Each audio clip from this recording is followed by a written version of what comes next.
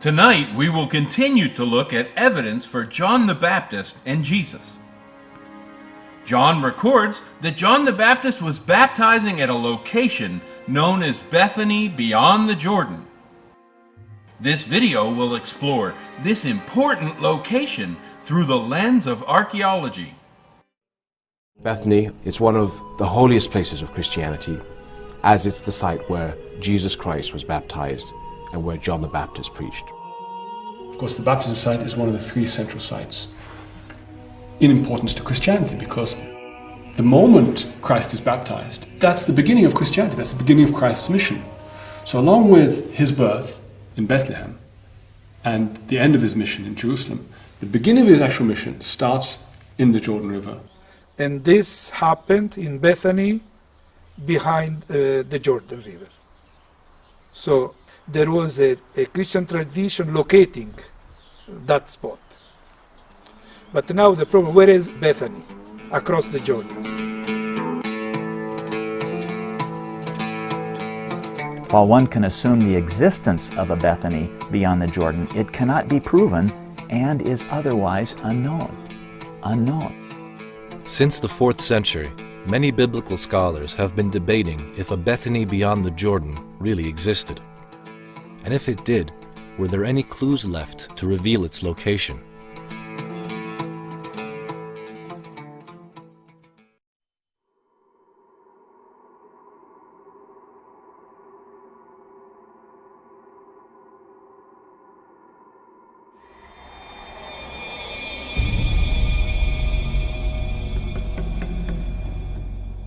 The modern history of Bethany beyond the Jordan began in 1897, when a scholar from Jerusalem traveled to the ancient town of Madaba and accidentally happened upon a mosaic map from the 6th century, which had been covered under plaster for hundreds of years.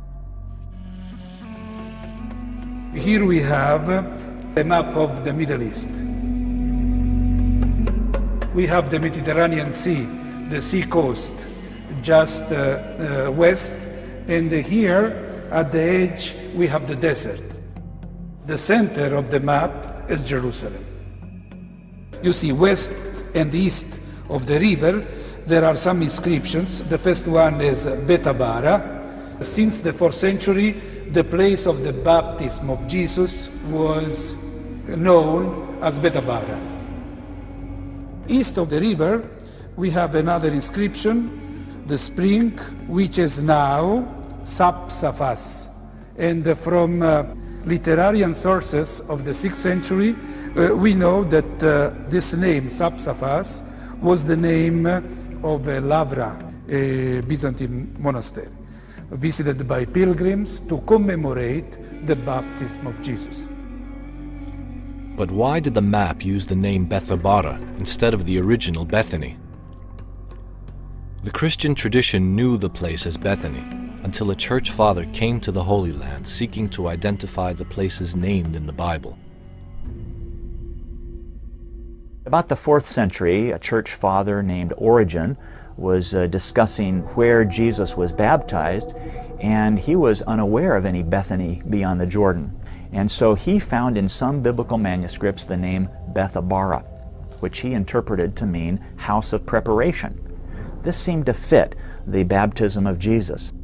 So he took this name Bethabara and continued to popularize the view that it wasn't Bethany beyond the Jordan, it was Bethabara.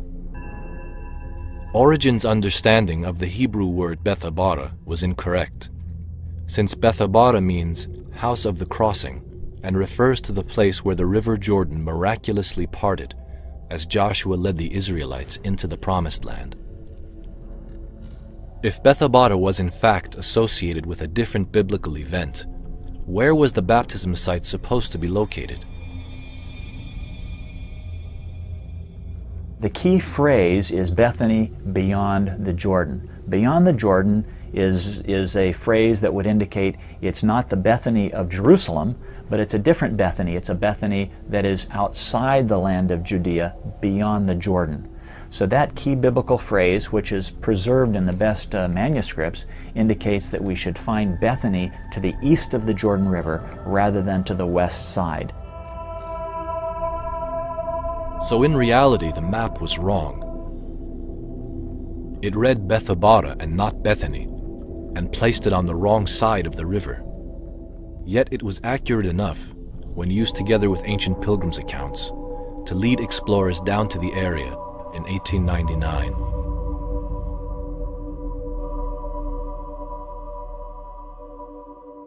They read these two places near the river, so they went back to the pilgrims, following them, where could be located, and they found.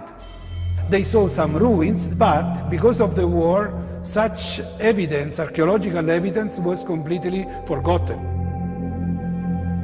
Indeed, the Holy Land was shaken by 2 world wars and at least 3 major conflicts in 1948, 1967, and 1973. Rebounding from their initial shock, the Israelis unleash a savage counterattack as one of history's most violent tank battles is joined. As a natural boundary, the Jordan River area was subjected to endless upheaval.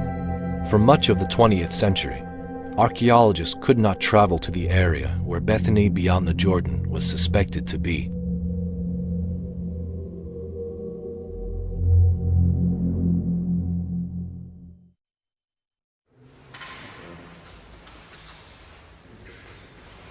So when I started working at Mount Nebo, I started asking to go there. Only after the peace treaty of 1994, in 1995, I had the chance to speak with Prince Ghazi, and Prince Ghazi said, if it's for that, after 3 days we went down. An historic peace agreement between Jordan and Israel in 1994 gave Father Piccirillo the chance to finally explore the riverbanks to search for Bethany beyond the Jordan. He received help from Prince Ghazi bin Muhammad, the nephew of King Hussein of Jordan. It started in 1995. In 1995, I was the late King Hussein, my late uncle, so I was his cultural secretary. And I just happened to go to Mount Nebo. And I ran into Father Michel Piccirillo. He said to me, there's a spot that we know on the River Jordan. And this is where the baptism of Christ occurred. But we can't go there because it's mined and it's a military area. So I said to him, Father, listen, I can take you there. We'll coordinate with the army and they'll help us with the mines. So I said, okay, let's go. After a century of wars, a Hashemite prince and a Franciscan archaeologist followed the traces of those early pilgrims down to the banks of the Jordan River. What they found would eventually change the history of Christian archaeology. The first time I went to Prince Ghazi, I was myself, Prince Ghazi, and Father Eugenio. They walked around and they started finding, just on the ground, in the open air, these massive mosaic patterns and what was clearly a church. Prince Ghazi was joking to me, saying, Father Michele, better if you walk ahead because you have the Holy Spirit with you because of the mines. But there were more than mines in the area. After that first visit, an archaeological team was sent by Jordan's Department of Antiquities to carry out a dig, and they met with local Bedouin tribes who knew the land intimately.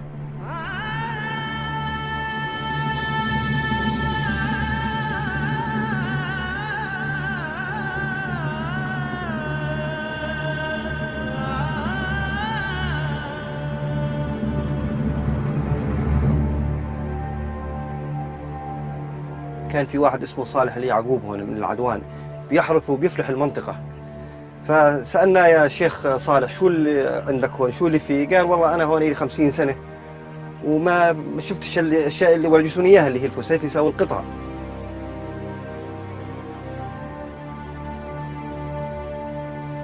يعني سنة 10 ولدت. هذه هي أرضنا. زرع والله زرعت 15 سنة ما في ناس. قال يا شباب في انتوا برايكم يعني تبعين حلال وتبعين كذا وبترعوا هنا وبترعوا هنا، ودنا منطقة فيها فخار هيك يعني قريب منكم، هون قريب منكم. قلنا والله في قريب منه هون. والله ركبنا في السيارة معاهم وطحنا. I asked the local people, and among them Saleh Yaqub, what about this hell? And he said, this is Tel Mar Ilyas, Nabi Ilyas, or Elijah's hell. The hilltop monastery they discovered was known as Elijah's Hill by locals and overlooked a green valley with 7 springs leading down to the Jordan River. Elijah was a prophet of the 9th century BC who, according to the Bible, ascended to heaven from this hill in a chariot of fire. The ancient pilgrims who came to Bethany beyond the Jordan mentioned in their accounts that Elijah's Hill was one of the sacred places of pilgrimage near the site of Christ's baptism. Was there a connection between Elijah's Hill and Safsafas? The archaeologists knew that if there was, the implications would be extraordinary. أول يوم فكرنا إنه زي أي موقع عادي، يعني إنه الأرضيات الفسيفساء موجودة في كل مكان، يعني طلعت القصة وإلا هي معمودية كاملة متكاملة. We found the remains of 3 reservoirs, 3 pools, and these pools really dated back to the late Roman, early Byzantine period, and I think this is used for baptismal purposes. I was impressed by this water installations which has to do with the conveyance, storage, and distribution of water. So the numerous pools, cisterns, reservoirs, aqueducts, which indicates there were many monks and hermits living here. The vast water system and complex of buildings on Elijah's Hill was a large monastery. According to Father Piccirillo's research, the monastery of Safsafas was founded in the 6th century in honor of John the Baptist by a wandering monk who had a vision of John on that very hill.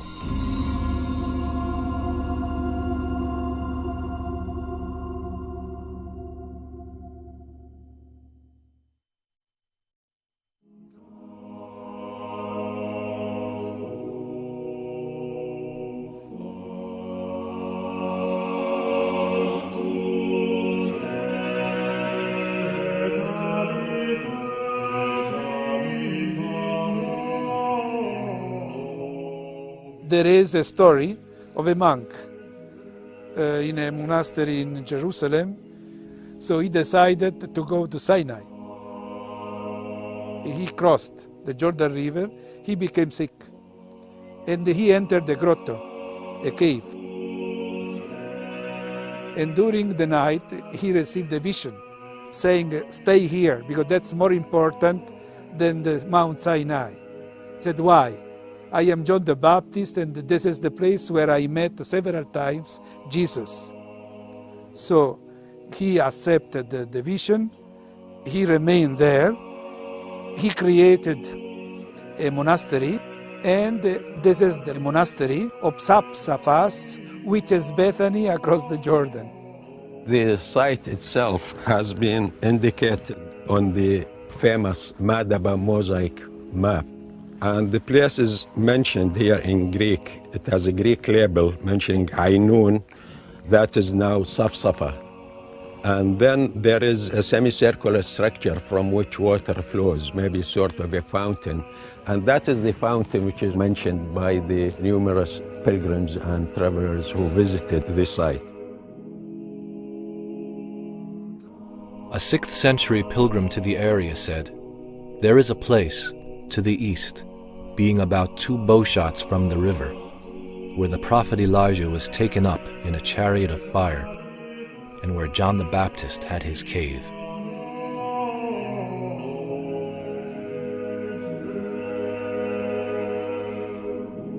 There is a cave there, and in fact there's many caves in this vicinity.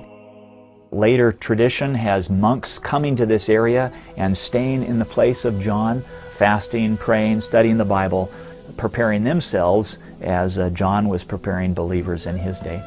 This is the western side of Elijah's Hill. And we have here the cave where John the Baptist started his mission and preaching in the wilderness. And in the Byzantine period, they adopted this cave officially, and they built a church in front of it. The monastery of Safsafas grew, and eventually the entire valley was filled with monks who dwelt where John lived and preached.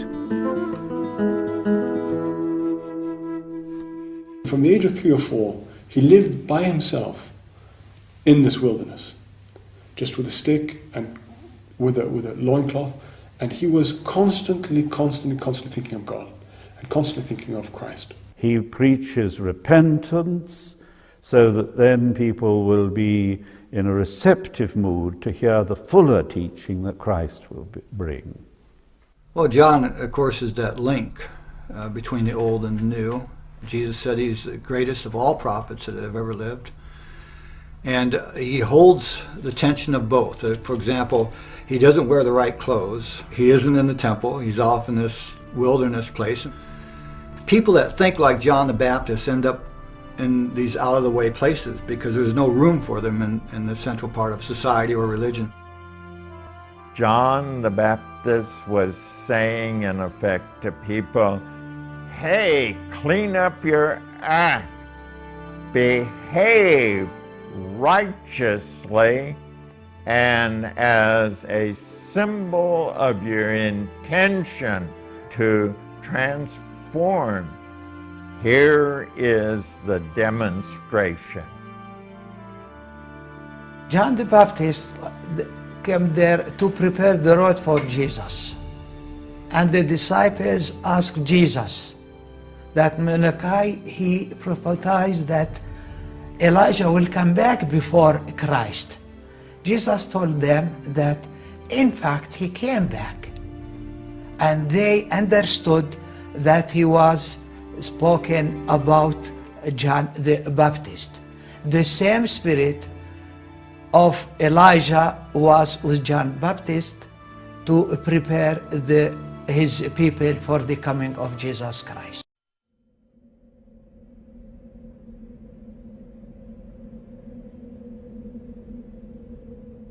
A tradition of pilgrimage developed in Bethany beyond the Jordan, commemorating not only the site of Christ's baptism, but the place where Elijah ascended to heaven and John the Baptist preached. But what did it mean for them to visit a place they believed to be sacred? What did they expect to find when they went there? Pilgrimage to a sacred site. You have to give up your time. You have to exert yourself. It can be very, very demanding. But in doing that, there is a spiritual feedback.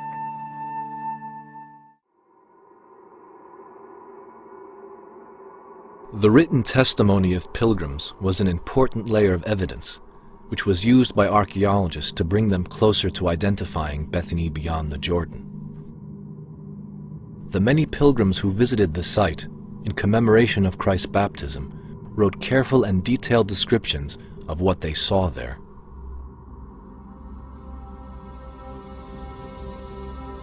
The records of pilgrim travelers, pilgrim visitors who went to the site of the baptism, and they talk about going to a place on the east side of the river, the place where the Israelites would have crossed, a place where Elijah ascended. They talk about this as being the place of the baptism of Jesus on the east side of the river. When you read pilgrims from the 4th, 5th, 6th, 7th century, the description of the places they gave in that time, now we find everything there. Now, to exactly locate the place is a pilgrim, the pilgrim of Bordeaux. So in the 333, he went down to the Jordan River, and he says the place where Jesus was baptized is 5 miles to the north of the Dead Sea, exactly pointing where it was commemorated the baptism of Jesus. Interesting visitor or traveler who visited the site in 530 is Theodosius. His account is quite interesting because he mentions that where the Lord was baptized beyond the Jordan, there is a little mountain from which the prophet Elijah was carried up to heaven. The last pilgrim we have was in the 14th century. Poloner, somebody told him there are ruins of the Christian sanctuaries across the Jordan. He says, I didn't cross the Jordan River for fear of the tribes. So from the 14th century, you must wait until the discovery of the Madaba map. If Bethany beyond the Jordan was a destination for pilgrims celebrating Christ's baptism, and if the monastery at Safsafas was home to a thriving community, how could the site disappear completely from Christian history from the 14th century until the beginning of the 20th? What dangers could have kept the pilgrims away?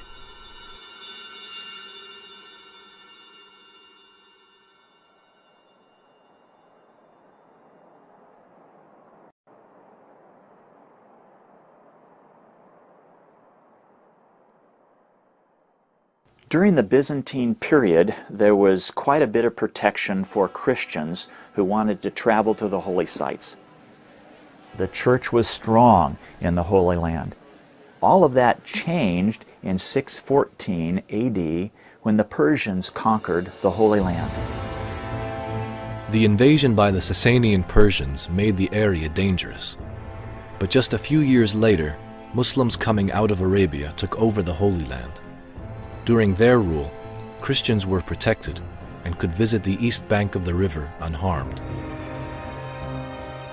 This area, what we call Jordan, was like a no man's land, accepted by both because of the pilgrims. A Crusader prince broke the truce with the Muslims protecting the pilgrims, leading to the reconquest of Jerusalem by the famous Salah ad-Din in 1187. More crusades were launched from Europe, and the Holy Land was plagued by endless skirmishes and battles, making the area around the Jordan River dangerous and uncertain. As a result, people were reluctant to go to these biblical sites because of the physical dangers involved.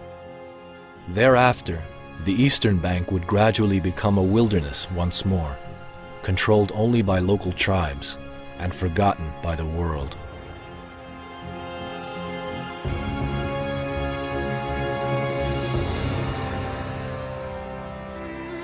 The upheavals throughout the centuries had proven too much for pilgrim visitors, so the sanctuaries faded from memory. The quiet history of pilgrims to the east went silent, but the discovery of the Madaba map in 1897 opened the way for Christians to begin slowly returning to Bethany beyond the Jordan.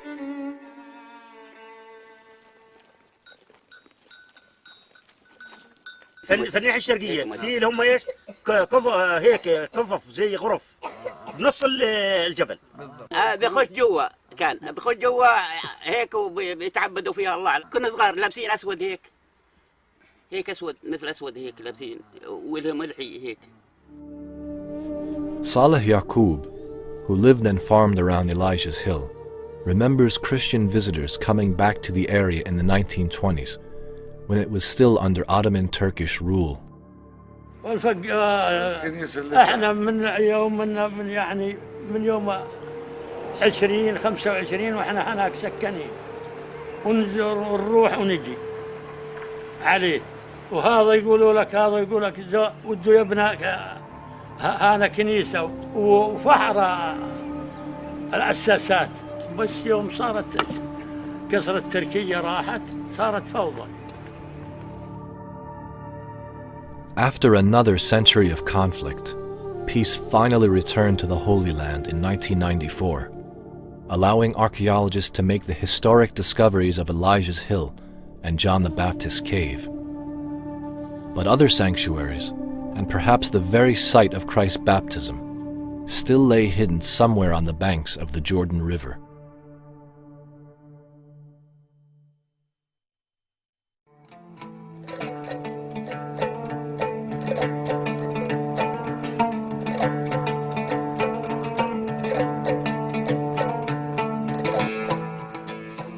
نقب أول ما نزل نقب الدكتور محمد وهيب نقب على الكنيسة اللي فوقها.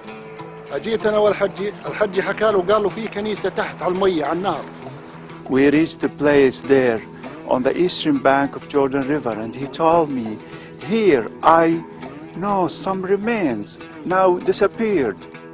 The remains the Bedouins knew about were not easy to get to, and in those early days the area was still a military zone and had not been totally cleared of landmines. كنا قاعدين بنفطر ساعة فطور يعني ساعة غدا هيك غدا في جاية سيارة الدكتور علينا وقف على الهاج صف السيارة قبل ما ينزل من السيارة وهو اللغم يشيل والله ارتفعت حوالي مترين فوق في الجو. احنا هيك الكل راح لها والحمد لله وين ما فينا شيء. Despite that incident and the clear dangers of the site, the archaeologists persevered, searching for clues in the thick underbrush. فزميلي والله الدكتور أصر إلا إنه نبحث. أنا والله الحقيقة بالنسبة لي يعني كنت أتراجع.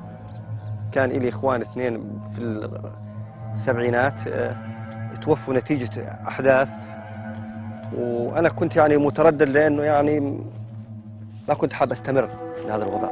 الدكتور والله شجعني اعتبار إنه بصير اكتشاف وحدث عظيم. As the team started digging down by the river, the remains of a large structure that seemed to be a church started to appear in the ground. This was obviously a dramatic breakthrough, but what church could this be? The Emperor Anastasius built a church dedicated to the memory of John the Baptizer.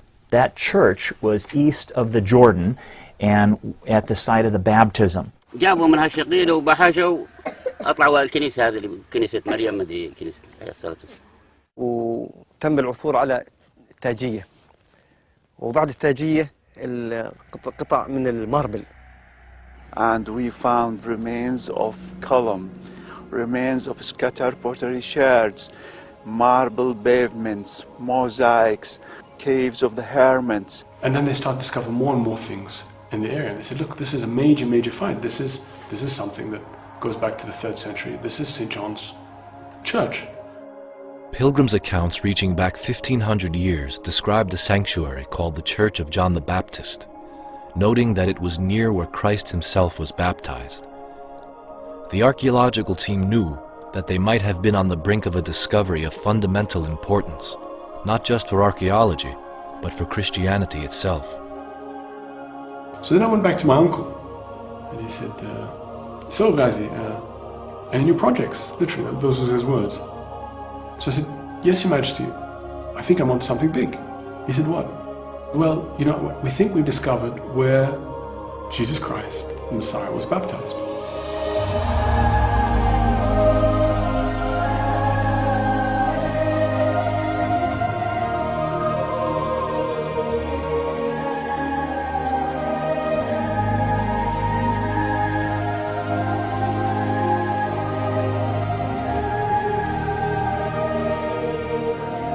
The first church described here was in the year 530 by Theodosius, who said the following.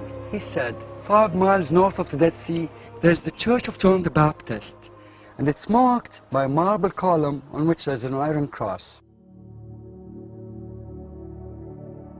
Further excavations revealed an elaborate series of foundations dating from the 3rd century. In fact, what they found were the remains of 5 different churches built one after another on the same spot. The pilgrims' accounts describe the sanctuaries as being next to the river. So why were they making these discoveries on dry land, 500 meters from where the river was flowing? Now, the river isn't as big as it was 2,000 years ago. So the eastern bank has shrunk. Now the eastern bank is on dry land.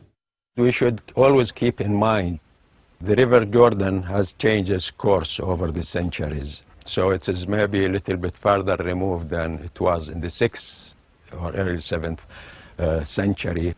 Also, many earthquakes, powerful earthquakes, in fact, hit the Jordan Valley. The river was passing just here, just to the west of these churches, and they caused the undermining of the foundations of these churches and their destruction. A sequence of churches are built there, they're washed out, and they're still rebuilt and continue to be rebuilt, meaning that somebody really thought that was the place. The early Christians built their churches in this spot where there's no community. And we should ask ourselves, why was this? Why did they insist to build their churches at this spot in particular? The reason is obvious. They wanted to mark something. A clue to what the Christians were seeking to mark was a uniquely placed gate. According to pilgrims' accounts of St. John's Church, there was a gate that opened to stairs leading down to the river.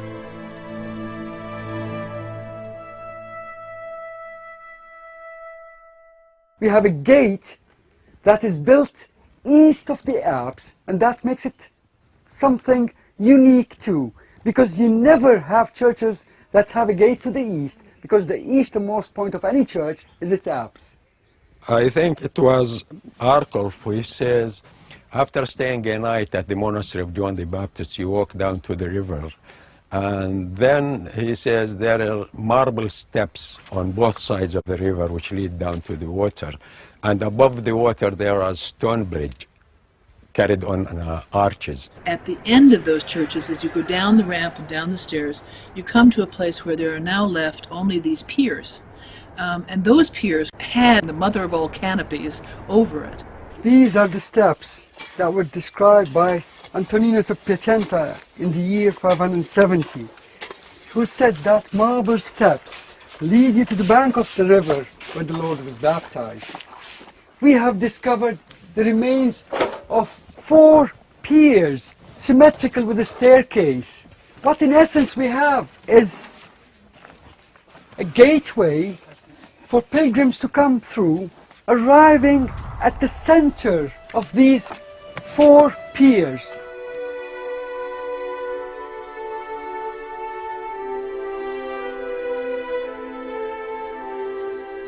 If you look at it in plan, it is a cross. So that makes it a unique cruciform baptismal font. Actually, it's the only cruciform baptismal font on earth that used the River Jordan to baptize in.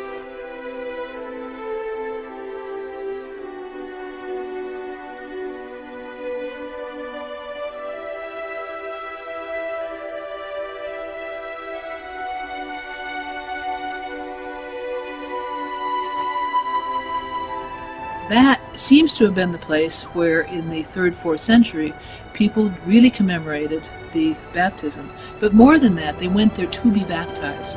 And as they came out of the site, they drew these tiny little crosses on the plaster, on the canopy. And on this plaster, we have thousands and thousands of cross marks left by the pilgrims who were baptized at this point. The first level of evidence is the evidence of the Bible itself. Very clear that it all happened on the East Bank. The second level is the archaeological evidence. The third level is the history and the tradition. And then the fourth level is the pilgrims' accounts, because we have very early pilgrims' accounts throughout the century, saying where exactly, X marks the spot, the baptism occurred. Epiphanius, for example, mentions 60,000 pilgrims holding candles at Epiphany, here at this point.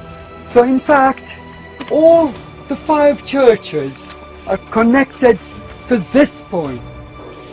This is because that's the place that they believe Jesus was baptized.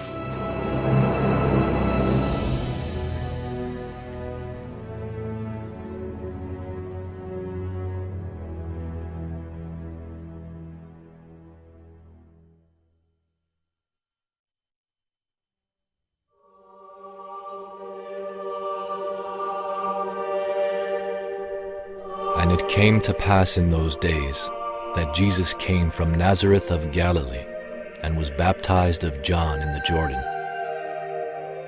And immediately coming up out of the water, he saw the heavens rent asunder, and the Spirit as a dove descending upon him. The whole Old Testament and the whole New Testament are there together. There is no separation with Moses, Elijah, John the Baptist, Jesus, the disciples. It is one thing.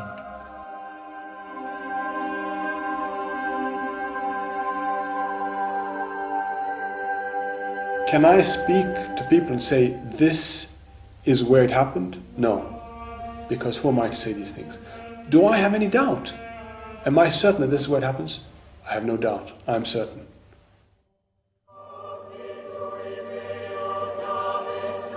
It's been exciting to follow the excavation there and see that caves and churches and some foundations have been discovered in this site, exactly where I would have expected it to be. And this is archaeological confirmation of the early Christian tradition and of the biblical text, which would identify this place as the place of the baptism of Jesus. We in Jordan are honored by our custodianship of this place and many other sites of religious significance. And it's our lasting duty to maintain these for the benefit of our people and for the benefit of the many visiting pilgrims and tourists from all over the world. Today the site in Jordan is overseen by a royal commission created by the late King Hussein and continued under King Abdullah II. It is visited by hundreds of thousands of people each year. The area is now a national park and is being maintained as it was found, a wilderness.